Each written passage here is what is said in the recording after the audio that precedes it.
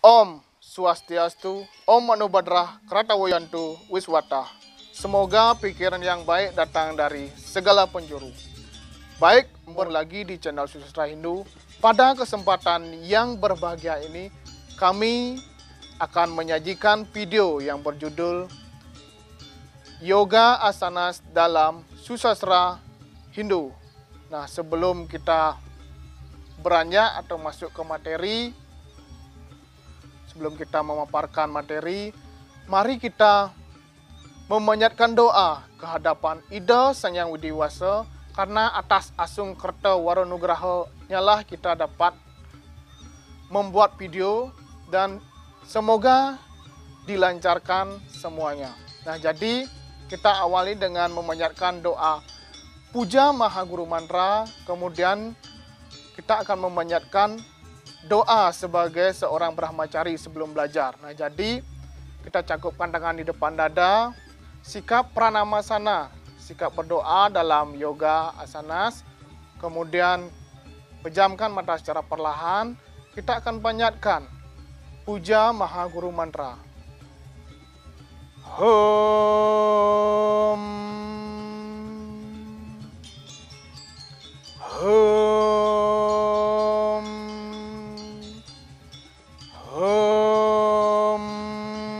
Guru Brahma, Guru Wisnu, Guru Dewa Maheswara, Guru Saksat Param Brahma, Tasmai Sri Gurawe Nama. Om Purwa Jato Brahmano Brahmacari, Dharmam Wasana Stapa Sudatistan, Tasma Jatam Brahmanam Brahmalestam, Dewascha Sarwa Amartana Sakama. Ya Tuhan, dalam manifestasimu sebagai Brahma, Wisnu, dan Siwa, Guru Agung Alam Semesta, Guru Agung Jagat Raya, hamba memujamu, dan kepada para guru yang menganugerahkan kesejahteraan dan kebahagiaan, hamba memujamu. Ya Tuhan, muridmu hadir di hadapanmu, oh Brahman yang berselimutkan kesaktian dan berdiri sebagai pertama. Brahman yang agung, semua makhluk hanya dapat bersinar berkat cahayamu yang senantiasa memancar. Om Santi Santi Santi Om. Nah, jadi demikian doa puja Maha Guru Mantra dan doa sebelum belajar. Nah, jadi segala sesuatu apapun yang kita lakukan harus kita awali dengan doa. Kita memanjatkan doa terhadap kehadapan Ida Sang Hyang Widi Wasa agar semua yang kita lakukan dilancarkan dan diberikan diberikan kerahayuan ya. Nah, jadi untuk pemaparan materi yoga asanas dalam Susastra Hindu, mohon disimak video berikut. Kami akan tampilkan berupa slide ya. Jadi di sana akan dibahas mengenai yoga asanas dalam Susastra Hindu.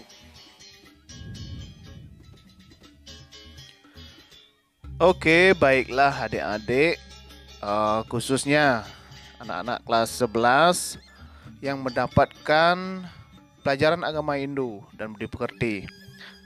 Baik, pada kesempatan hari ini, kesempatan yang sangat berbahagia ini, kemudian terima kasih juga kepada anak-anak yang sudah bergabung di video ini. Bapak harapkan kalian dalam keadaan baik ya semuanya. Ya, harus dalam keadaan baik. Jangan lupa bersyukur, jangan lupa berdoa, bersembahyang, dan belajar dengan baik. Nah, pada kesempatan ini Bapak akan mempresentasikan materi yang berjudul Yoga Asanas dalam Susastra Hindu. Nah, baik. Jadi, apa itu yoga asanas dalam Susastra Hindu?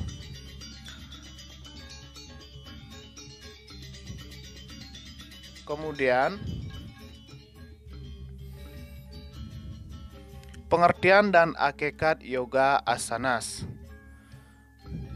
Secara etimologi kata, yoga berasal dari urat kata yuds yang artinya menghubungkan atau hubungan, yakni hubungan yang harmonis dengan objek yoga. Nah, tentunya objek yoga adalah Tuhan ya. Kemudian dalam Patanjali Sutra dijelaskan yoga citta vritti nirodha yang artinya adalah mengendalikan gerak-gerik pikiran atau cara untuk mengendalikan tingkah laku pikiran yang cenderung liar, bias, dan lekat terpesona oleh aneka ragam objek atau yang dikayalkan, memberikan nikmat ya, seperti itu. Kemudian pengertian yoga juga termuat di dalam Yoga Sutra ya. Nah, jadi ada beberapa definisi, ini dirangkum dalam 3 definisi ya. Jadi yang pertama, yoga merupakan ilmu yang mengajarkan tentang pengendalian pikiran dan badan untuk mencapai tujuan terakhir yang disebut dengan samadhi.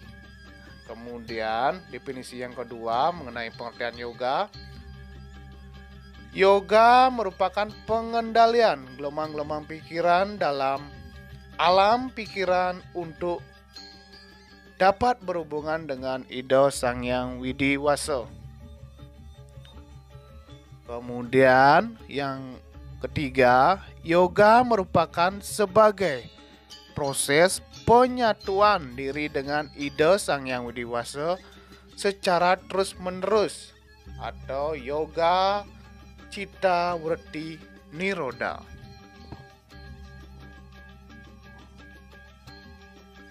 Nah, berikutnya sejarah yoga dalam ajaran Hindu.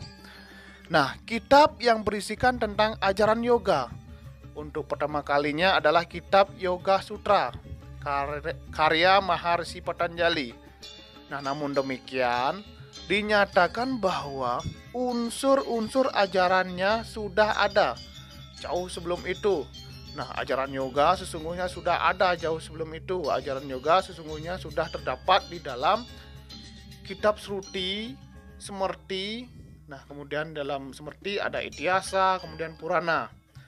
Nah, setelah kitab Yoga Sutra, berikutnya muncullah kitab Bhashya yang merupakan buku komentar terhadap karya Maharsi Patanjali. Nah, di antaranya adalah Bhashya Niti oleh Bojaraja. Kemudian komentar-komentar itu menguraikan tentang ajaran yoga karya Maharsi Patanjali yang berbentuk sutra atau kalimat pendek dan padat.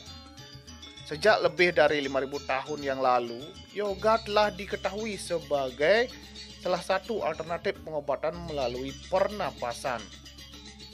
Awal mula munculnya yoga diprakasai oleh Maharsi Patanjali dan menjadi ajaran yang diikuti oleh kalangan umat Hindu.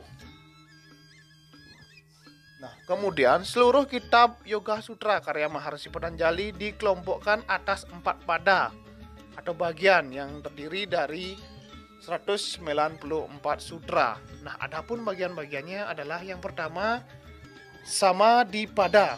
Nah, kitab ini menjelaskan tentang sifat, tujuan, dan bentuk ajaran yoga. Di dalamnya memuat tentang perubahan-perubahan pikiran dan tata cara melaksanakan yoga. Kemudian yang kedua ada Sadhana Pada. Kitab ini menjelaskan tentang pelaksanaan yoga seperti tata cara mencapai samadhi, tentang kedudukan karma pala dan lain sebagainya. Kemudian yang ketiga ada Vibhuti Pada. Kitab ini menjelaskan tentang aspek suksma atau batiniah serta kekuatan gaib yang diperoleh dengan jalan yoga. Nah, kemudian yang keempat ada Kailpalya Pada. Yaitu kitab ini menjelaskan tentang alam kelepasan dan kenyataan roh dalam mengatasi alam duniawi. Nah, kemudian jenis-jenis yoga. Nah, jenis-jenis yoga ada beberapa ya, jenis-jenis yoga yang yang baik untuk diikuti ya. Jadi ada beberapa jenis-jenis yoga. Jadi ada Hatha Yoga, adalah jenis yoga dengan sistem pelatihan menggunakan berbagai teknik membentuk sikap tubuh atau asana ya. Kemudian disertai dengan teknik pernapasan atau disebut dengan pranayama guna mencapai keseimbangan antara dua kekuatan yang berbeda di dalam tubuh, seperti tubuh bagian atas dan tubuh bagian bawah, tubuh bagian kiri dan tubuh bagian kanan, tarikan napas dan embusan napas, energi,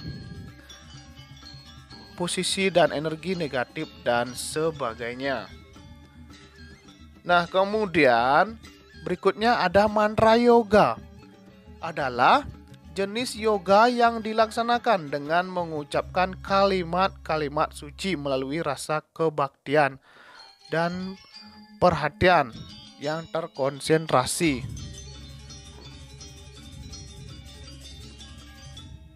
Kemudian ada Laya Yoga atau Kundalini Yoga.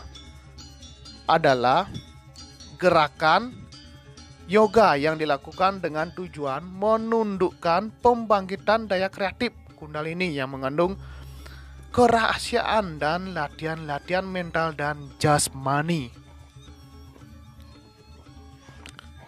Kemudian Bhakti Yoga adalah jenis yoga yang memfokuskan diri untuk menuju hati. Nah, jika seseorang yogi berhasil menerapkan jenis Bhakti Yoga, maka ia bisa melihat kelebihan orang lain dan cara untuk menghadapi suatu keberhasilan. Yoga ini juga membuat yogi menjadi lebih ulas asih dan menerima segala yang ada di sekitarnya. Karena dalam yoga ini diajarkan untuk mencintai alam dan beriman kepada Tuhan. Kemudian Raja Yoga adalah jenis yoga yang menitik beratkan pada teknik meditasi dan kontemplasi. Yoga ini nantinya akan mengarah pada cara penguasaan diri sekaligus menghargai diri sendiri dan sekitarnya. Nah, Raja Yoga merupakan dasar Yoga Sutra. Berikutnya ada Jnana Yoga, adalah jenis yoga yang menerapkan metode untuk meraih kebijaksanaan dan pengetahuan. Teknik yoga ini cenderung untuk menggabungkan antara kepandaian dan kebijaksanaan, sehingga nantinya mendapatkan hidup yang bisa menerima semua filosofi dan agama.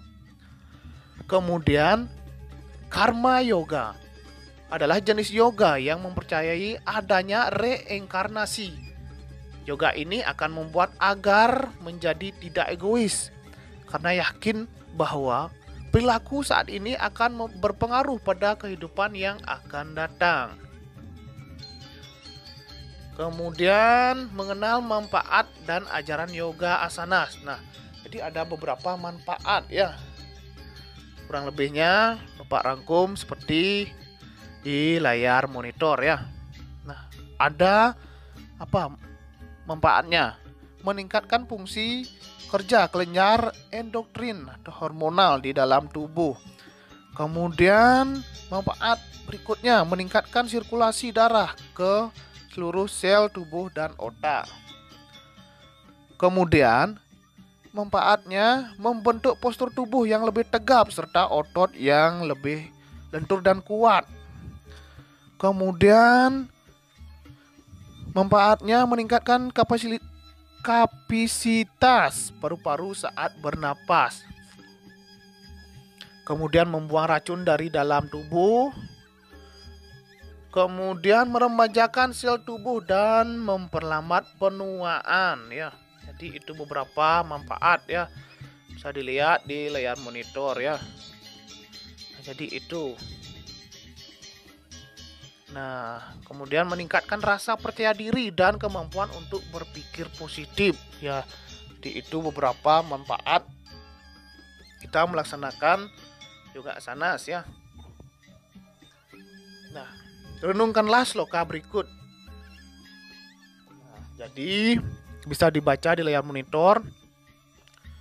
Nah, itu dijelaskan dalam teks suci Bhagavad Gita, yaitu Bhagavad Gita itu adalah Pancama Weda, Weda kelima. Ini disari dari ajaran Weda ya. Nah, itu dijelaskan di dalam Bhagavad Gita ayat 3 sloka 4. Tanpa kerja orang tidak akan mencapai kebebasan. Demikian juga ia tak akan mencapai kesempurnaan karena menghindari kegiatan kerja ya. Nah, jadi seperti itu, renungkanlah sloka Bhagavad Gita ayat 3 sloka 4 tersebut ya. Nah, kemudian dalam filsafat yoga dijelaskan bahwa yoga berarti penghentian goncangan-goncangan pikiran. Ada 5 keadaan pikiran itu ya. Keadaan pikiran itu ditentukan oleh intensitas sattva, rajas, dan tamas. Nah, kelima keadaan pikiran itu adalah sebagaimana tertera dalam uraian berikut ya. Jadi yang pertama ada kesipta, artinya tidak diam-diam. Dalam keadaan pikiran itu diombang-ambingkan oleh rajas dan tamas dan ditarik-tarik oleh objek indera dan sarana-sarana untuk mencapainya. Pikiran melompat-lompat dari satu objek ke objek yang lain tanpa terhenti pada satu objek. Berikutnya yaitu ada muda, artinya lamban dan malas. Nah, gerak lamban dan malas ini disebabkan oleh pengaruh tamas yang menguasai alam pikiran. Akibatnya orang yang alam pikirannya demikian cenderung bodoh, senang tidur dan sebagainya. Jadi lebih banyak melakukan kegiatan-kegiatan yang tidak bersemangat ya. Jadi lebih cenderung seperti penjelasan tadi ya. Nah, kemudian wisipta artinya bingung, kacau. Hal ini disebabkan oleh pengaruh rajas. Karena pengaruh ini pikiran mampu mewujudkan semua objek dan mengarahkannya pada kebajikan, pengetahuan dan sebagainya. Ini merupakan tahap pemusatan pikiran pada suatu objek. Namun sifatnya sementara sebab akan disusul lagi oleh kekuatan pikiran ya. Berikutnya yaitu ada ekarga, artinya terpusat.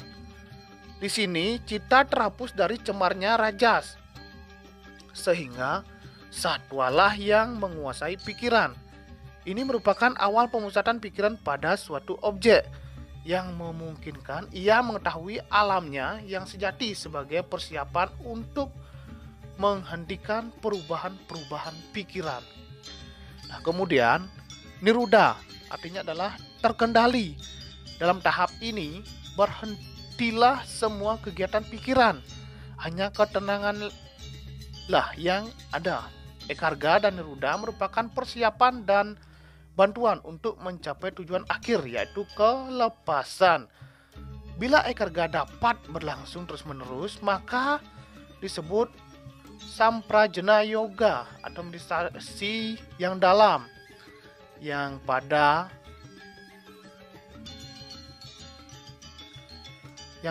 ada perenungan kesadaran akan suatu objek yang terang. Tingkatan niruda juga disebut Asani Prajana Yoga karena semua perubahan dan kegoncangan pikiran terhenti. Tiada satupun diketahui oleh pikiran lagi.